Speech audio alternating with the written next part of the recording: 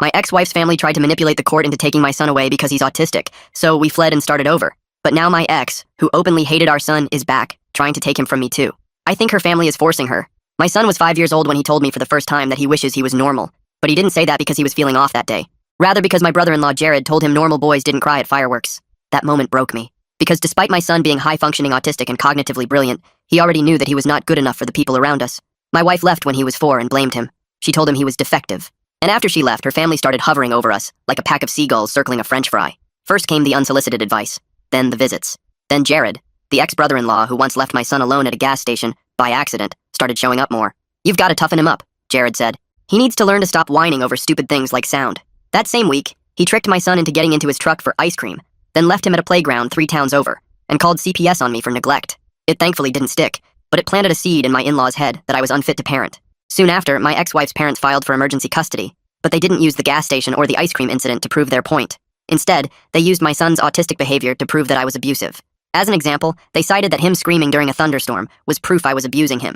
They also cited that him biting a classmate when his sensory overload hit was proof I was teaching him it's okay to be violent. It didn't matter to them that my son loved me, that he couldn't stop jumping up and down and hugging me every time I came home from work. All that mattered to them was taking him from me. And so, they gathered screenshots, twisted the narratives, and hired a sleazy lawyer who looked like he took pride in getting predators off the hook. All I had was my son and the truth. When trial day came, I knew the courtroom would overwhelm him. So I did what I always did. I prepared him. We read court transcripts, watched old proceedings, practiced with stuffed animals. I explained what custody meant. I showed him how to breathe when it got too loud. And I made sure he knew that I loved him more than anything in this world. In the courtroom, the in-laws sat smug, Jared winking at me like he'd already won. As expected, their attorney painted me as negligent. He said my son needed proper structure. Even fabricated a lie about me laying hands on him. It was a nightmare. When he was finished, the whole courtroom looked at me like I was a monster. I looked over at my son, expecting him to be sad or nervous. But instead, he was mad, like he wasn't about to let someone lie about his dad. He got called on stand, and just like we practiced, he began speaking. But he didn't follow the script. At first, anyway. Instead, he started going off. That man was lying. Never talk about my dad like that again. He never hit me. He loves me. When Mom hit me, he stopped her. I love my dad so much. He never lets my peas touch my mashed potatoes. He puts labels on my bookshelves so I can find every story. He doesn't lie. Ever. The room stilled. "I know Article 3 of the Family Code," my son added. "It says the court wants what is best for me, and what is best for me is staying with my dad." My in-law's lawyer tried to immediately object, but the judge held up a hand. "Let him finish." "Dad doesn't make me feel different like they do," my son said, pointing at Jared. "He makes me feel normal, like I'm actually cool. I love him." I wiped my face. I hadn't cried since my wife left, but that day, I couldn't stop bawling looking at my son. The judge ruled in our favor, full custody to me. No visitation rights were granted to the in-laws. Jared stood up, red-faced. "This is a joke!" The bailiff approached him as he continued to yell. "You'll regret this. You think this ends here?" They were escorted out. But as they passed, my ex-mother-in-law said, "You don't know what you've started." The truth was I didn't. But after winning that initial custody battle, I dared to believe our lives might return to normal for even a little. My son and I slowly rebuilt a structured routine, carefully managing his sensory needs and fostering a stable, nurturing home. Every day felt like a step forward. But beneath that fragile peace, the threat from my ex-wife Maria's family lurked ominously, like a shadow that refused to leave. At first, Jared and my ex-in-laws kept their distance, but their compliance was short-lived. Gradually, they started driving past our house more frequently, their familiar vehicles lingering just long enough to remind us they were watching. I tried to shield my son from their presence, but his anxiety heightened every time he glimpsed Jared's red truck near his school or at the parks we visited. My son's once peaceful routines began fracturing under this calculated intimidation. Then Maria re-entered our lives, tentatively at first, influenced heavily by her parents. Her family manipulated her guilt and vulnerabilities, convincing her she'd failed as a mother and needed to redeem herself by reclaiming custody. Driven by their pressure and eager for their approval, she reluctantly filed a new custody petition.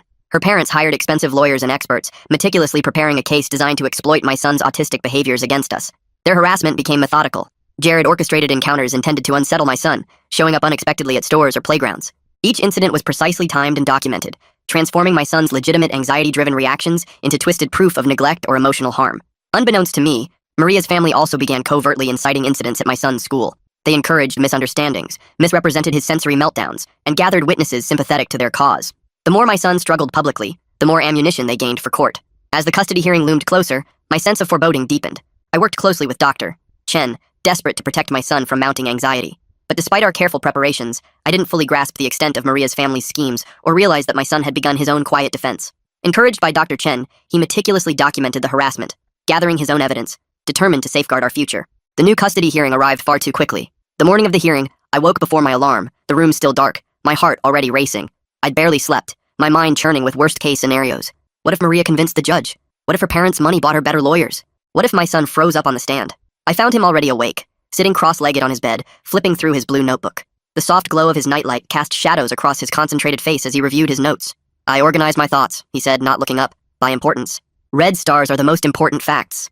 I sat beside him, careful not to disturb the precise arrangement of his blanket. The mattress dipped slightly under my weight, and he adjusted his position to maintain balance. That's really smart, buddy. I know, he nodded matter-of-factly. I also packed my backpack, with exactly 7 books, in case we have to wait. My throat tightened. He'd been through this before. The waiting, the tension, the strange adults asking invasive questions. No child should be this prepared for court. We arrived early. Patrick, my attorney, met us in the hallway, his expression grim. His tie was slightly crooked, and I could smell coffee on his breath as he leaned in to speak quietly. They're all here, he warned quietly. Maria, her parents, Jared, and they've brought reinforcements, character witnesses, a child psychologist. My stomach dropped. A psychologist?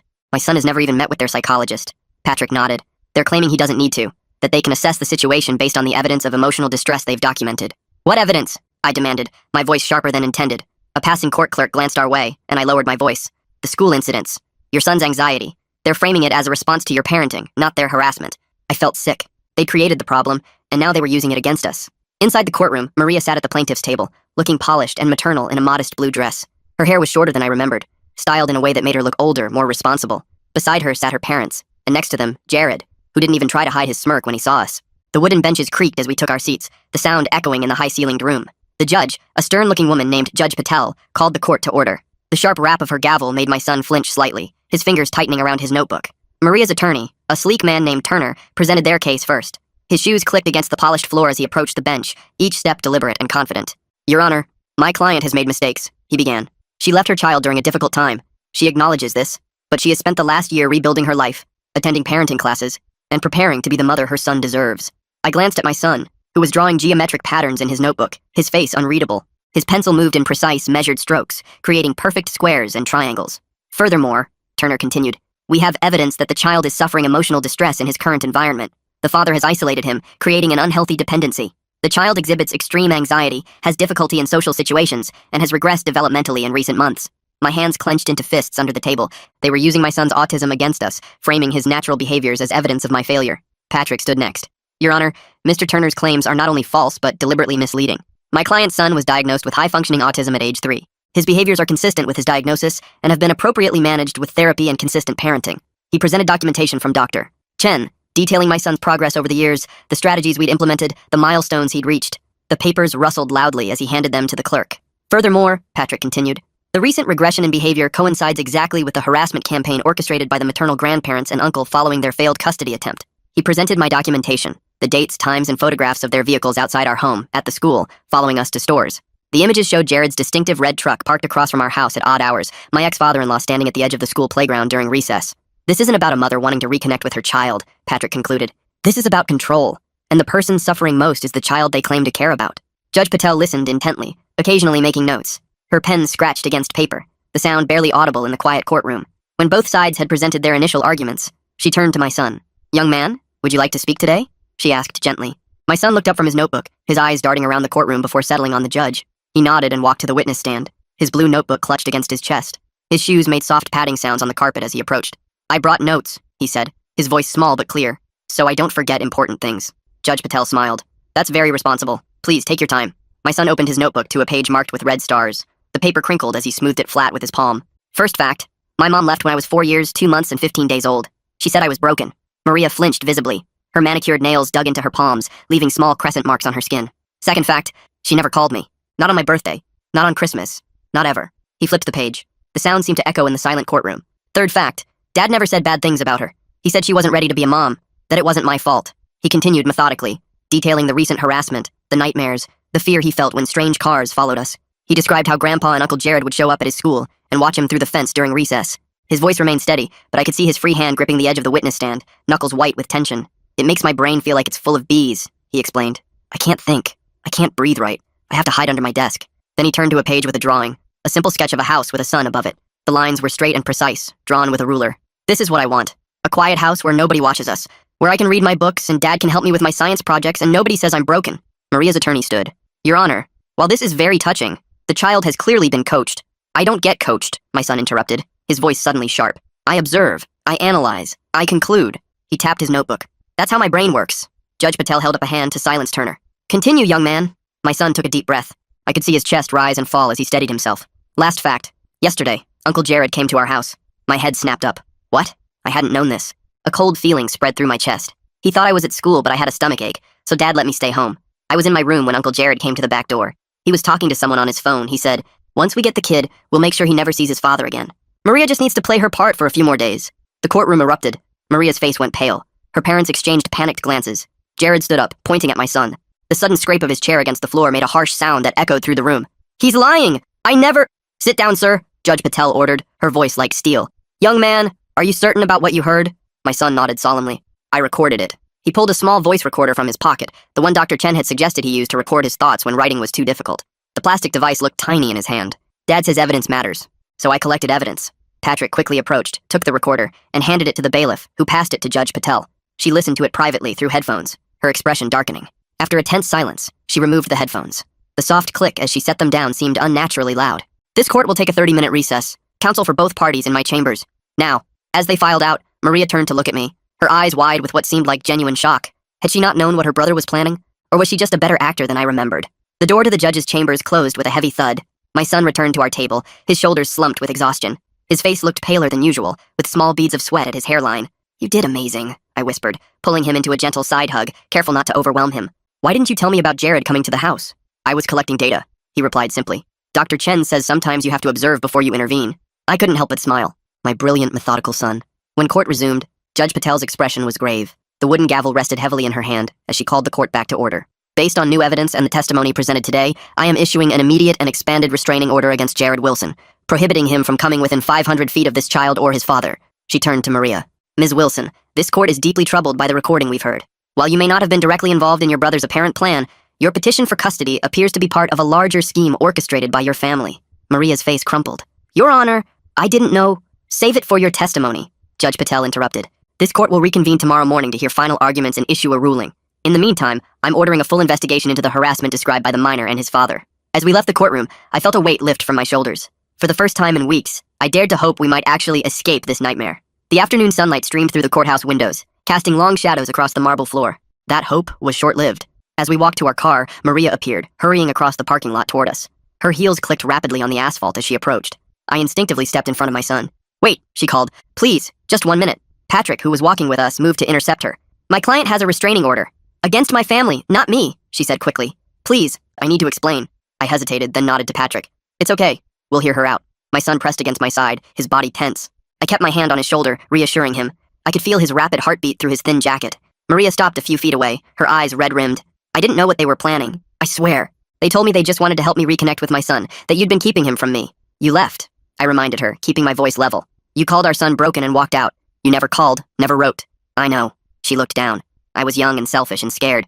I couldn't handle it. But they made it sound like you'd turned him against me. That you wouldn't let me see him even if I tried." "Did you ever try?" I asked. She didn't answer, which was answer enough. The wind rustled through nearby trees, filling the awkward silence.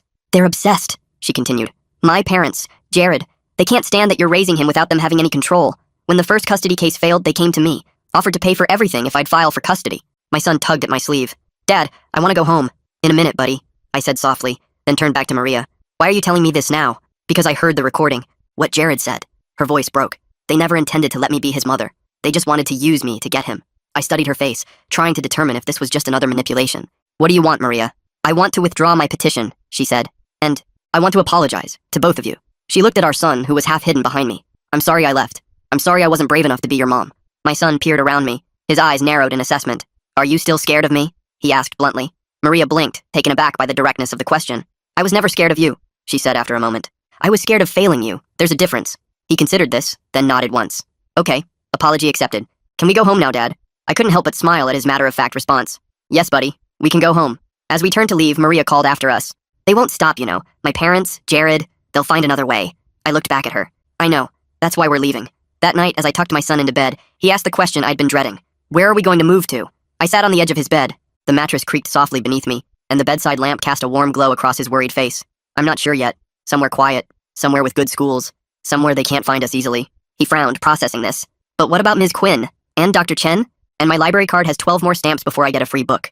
My heart ached. Moving meant leaving behind the few stable elements in his life. His teacher who understood him, his therapist who'd helped him navigate his emotions, the routines we'd carefully constructed. We'll find a new teacher, I promised. And a new therapist. And a new library. It might take some time to adjust, but we'll do it together, okay? He didn't look convinced. Can I bring my bookshelf labels? Of course. And my solar system model? Definitely. He thought for a moment. Will they have the right kind of peas? The small ones, not the big mushy ones? I smiled. If they don't, we'll order them online. This seemed to satisfy him. He pulled his blue notebook from under his pillow and wrote something down before closing it. The pencil scratched softly against the paper. What did you write? I asked. A hypothesis, he replied. I think we'll be okay if we stick together. I leaned down and kissed his forehead. That's not a hypothesis, buddy. That's a fact. The next morning we returned to court. The atmosphere was different. Tenser, more subdued. Maria sat alone at her table, her parents and Jared nowhere to be seen. The empty chairs beside her seemed to emphasize her isolation. Judge Patel called the court to order. Before we begin, I've been informed that Ms. Wilson wishes to address the court.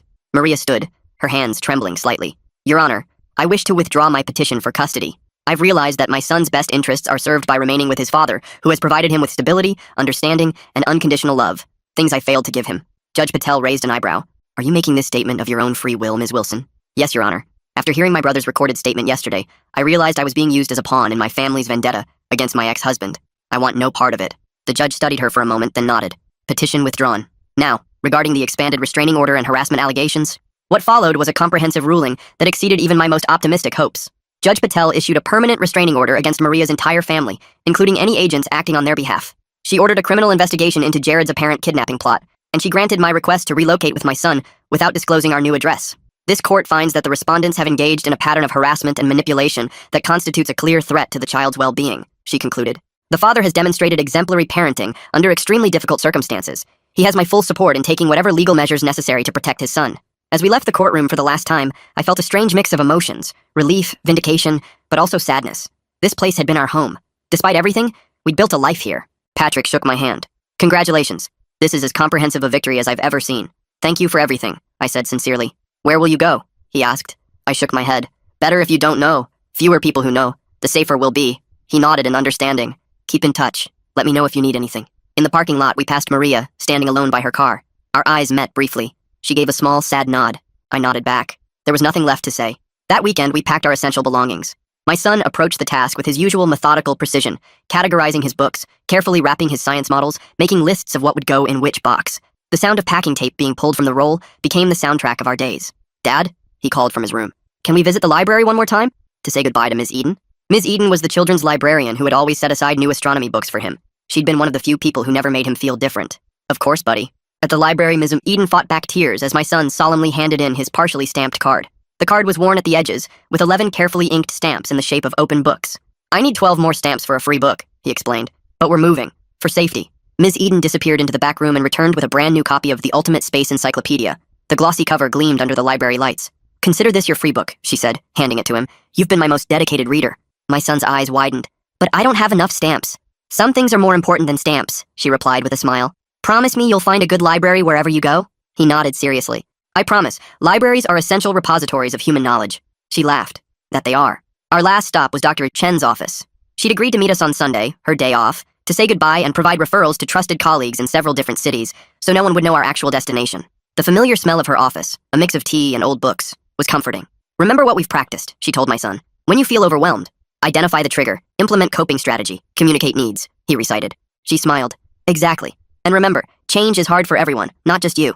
It's okay to be scared or angry or sad about moving. He considered this. I'm all of those things, but also curious. About our new home. Dr. Chen looked at me. He's going to be fine. You both are. The morning we left, I woke before dawn. Our packed SUV sat in the driveway, ready for the long drive ahead. The neighborhood was quiet, with only the occasional chirp of early birds breaking the silence. I did one final sweep of the house, checking for anything we might have forgotten. In my son's room, I found a piece of paper taped to the wall, a meticulous drawing of our house with 2 stick figures standing outside. Beneath it, in his careful handwriting, our first home, where Dad taught me I'm not broken. I carefully removed it and placed it in my wallet. The paper crinkled softly as I folded it. My son was already in the car when I came out, his blue notebook open on his lap, a new page titled, Our Adventure. The morning air was cool and damp, with fog lingering between houses. Ready? I asked, sliding into the driver's seat. He looked back at the house, then at me. Ready? Let's go somewhere they can't find us. As we pulled away, I checked the rearview mirror, half expecting to see a silver sedan or Jared's truck following us. But the street was empty, bathed in the soft light of dawn. We were free. For now. But I couldn't shake the feeling that this wasn't truly over. Maria's words echoed in my mind. They won't stop. People like her family, they don't just give up. I knew that all too well, which is why I had one more stop planned before we left town for good. A stop my son didn't know about. A precaution I hoped we'd never need, but one I couldn't afford to skip, because when it came to protecting my son, I wasn't taking any chances. Not anymore. Our last stop was at a small, unmarked office building on the outskirts of town.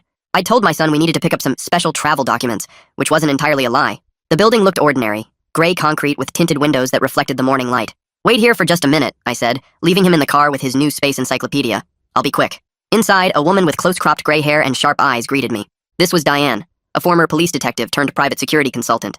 Patrick had connected us. Her office smelled of coffee and paper, with filing cabinets lining the walls. "Everything's ready," she said, handing me a sealed envelope.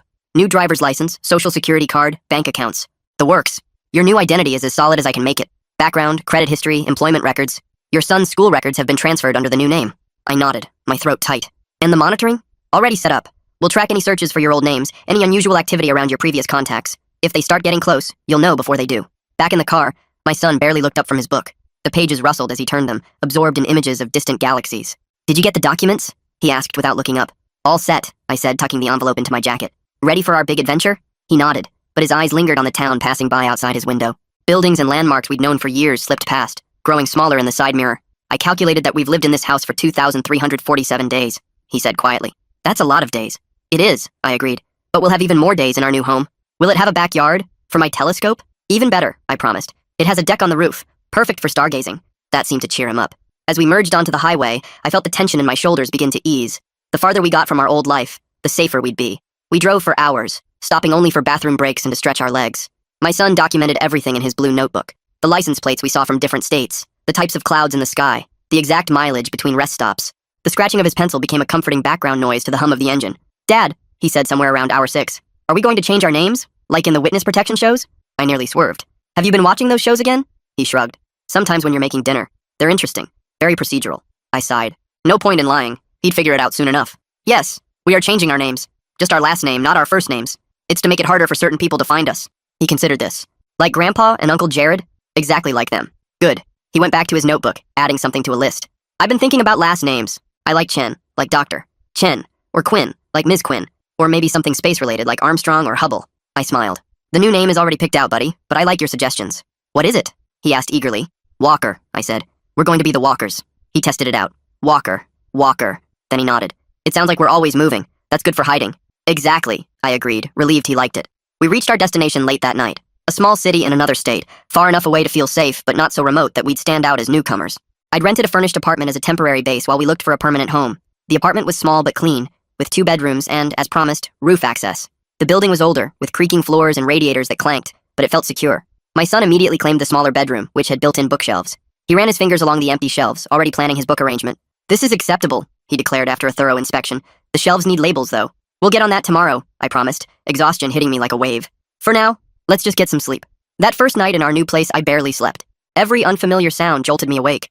The hum of the refrigerator, the creaking of the heating system, the distant sirens of a city I didn't know yet. The shadows on the walls seemed to shift and move in the unfamiliar darkness. I kept checking my phone, half expecting to see a message from Diane warning me that they'd somehow tracked us already. But morning came without incident. And then another. And another. We settled into a routine.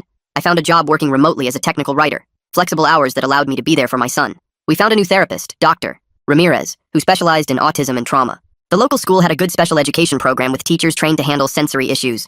Slowly, cautiously, we began to build a life. My son adapted better than I'd expected. He mapped out the new neighborhood with meticulous precision, identifying the optimal routes to the library, the park, the science museum. He created detailed charts of traffic patterns and noise levels at different times of day. He made a friend, a quiet girl named Zoe who shared his interest in astronomy and didn't mind his need for precise language. "Zoe says I talk like a professor," he told me one evening, sounding pleased. "She says it's cool." "It is cool," I agreed. "You're cool." He rolled his eyes, but I caught the small smile. 3 months into our new life, I received the first alert from Diane. Jared had been making inquiries about us in our old town, questioning my former colleagues, my son's old classmates' parents, but the trail was cold. We'd been careful to leave no forwarding address, no hints about our destination. A month later, another alert. Maria's parents had hired a private investigator. The PI had tracked us as far as the state line before losing the trail. Each alert sent my anxiety spiraling, but each time, our precautions held. Our new identities remained secure. We were ghosts to them now. 6 months after our move, we found a permanent home. A small house with a fenced backyard, and as promised, a rooftop deck perfect for stargazing. The house needed work, peeling paint, outdated kitchen, squeaky floorboards, but it was ours. A fresh start. The day we moved in, my son carefully arranged his books on the built-in shelves, applying new labels with his precise handwriting. Each book had its exact place, organized by subject and then alphabetically. "Dad," he said that night as we sat on the roof, his telescope pointed at Jupiter. I think our hypothesis was correct. Which hypothesis is that? I asked, watching as he adjusted the focus knob with practiced fingers. That we'd be okay if we stuck together. He adjusted the focus on his telescope. The evidence supports it. I smiled. I think you're right. Life wasn't perfect. My son still had meltdowns sometimes, like when the school fire alarm went off unexpectedly during a test, or when the grocery store rearranged the cereal aisle. He still had nightmares about being taken away. I still woke up sometimes in a cold sweat, convinced I'd heard Jared's truck in the driveway. But those moments became less frequent. The good days outnumbered the bad. A year after our move, I received a message from Patrick. Jared had been arrested, not for anything related to us, but for fraud. He'd been running some kind of investment scam, and one of his victims had pressed charges. He was facing serious jail time. One less thing to worry about, Patrick wrote. Thought you'd want to know. I didn't share this news with my son. I didn't want to reopen old wounds. But I slept a little easier that night. 2 years into our new life, we received an unexpected package forwarded through Patrick's office. The only person who knew our new address. Inside was a letter from Maria. I read it alone first, bracing for threats or demands. The paper was expensive, with a faint scent of the perfume she used to wear. Instead, I found an apology. Longer, more detailed, and seemingly more sincere than the one she'd offered in the courthouse parking lot. She wrote about getting therapy, about confronting her parents about their manipulation, about the guilt she carried for abandoning her son. She didn't ask to see him, or even to know where we were. She just wanted us to know she was sorry, truly sorry, and that she hoped we were happy and safe. Enclosed with the letter was a small blue box containing a meteorite fragment, a genuine piece of space rock with authentication papers. I remembered he loved space, she wrote. Maybe someday he'll want this. If not, I understand. I debated whether to show any of this to my son. He was doing so well, thriving in school, making friends, pursuing his interests with the same intensity but less anxiety. Why risk disrupting that? But he deserved to make his own choices about his relationship with his mother, limited as it might be. That evening, I showed him the letter and the meteorite. He read the letter carefully, his expression unreadable. Then he examined the meteorite, turning it over in his hands. The rock was dark and dense, with subtle patterns visible on its surface. It's a chondrite, he said finally. Probably from the asteroid belt between Mars and Jupiter. Very old. Billions of years. What do you want to do with it? I asked. He thought for a moment. I want to keep it. For my collection. He placed it carefully on his desk, next to his other space treasures. But I don't want to write back. Not yet. That's completely fine, I assured him. You don't have to decide anything now. He nodded, then asked, Is she still with Grandpa and Uncle Jared? No, I said truthfully. She says she isn't speaking to them anymore. Good. He went back to the homework he'd been doing. Maybe someday I'll write to her, when I'm older, to ask questions about space rocks. Whenever you're ready, I said. No rush. 3 years after our escape, we received word that my ex-father-in-law had passed away. The news came again through Patrick, who'd maintained a distant eye on the family for us. The email was brief, but contained all the essential information. Heart attack, he reported. The grandmother has moved to a retirement community in Florida. Jared is still in prison. Maria is living in another state, working as a teacher's aide. The threat that had loomed over us for so long was finally, truly, gone. That night, I found my son sitting on the roof deck, his telescope aimed at the stars, his blue notebook open beside him. The night was clear and cool, with stars scattered across the dark sky like diamonds. Dad, he said without looking away from the eyepiece. I've been thinking about our old house.